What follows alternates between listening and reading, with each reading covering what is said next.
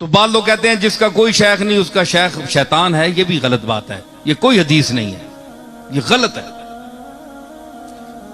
बड़ी मशहूर बात है, गलत है, हुजूर ने नहीं फरमाया। तो अगर यह बात सच होती तो मुझे आप बताएं कि जिनके हम मुकल्लिद हैं, मेरा सवाल है, इमाम अबू हनीफा जिसने सहाबा को भी देखा, उनका पीर मुझे बताएं वो किसके मुरीद थे? क्या इमाम अबू हनीफा किसी के मुरीद थे? इमाम शाफी किसी के मुरीद थे? इमाम मालिक, इमाम अहमद इब्न हंबल, इमाम मोहम्मद, इमाम जुफर,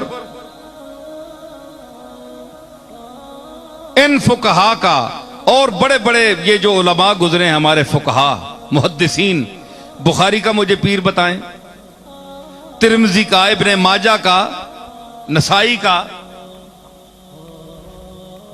ये जितने मुहद्दिसीन हैं इनका कोई पीर नहीं है, कोई शेख नहीं। ये खुद अल्लाह ने इतनी सलाहियत दी थी कि कुरान और सुन्नत के हवाले से ये खुद मंजिल पर पहुंच गए।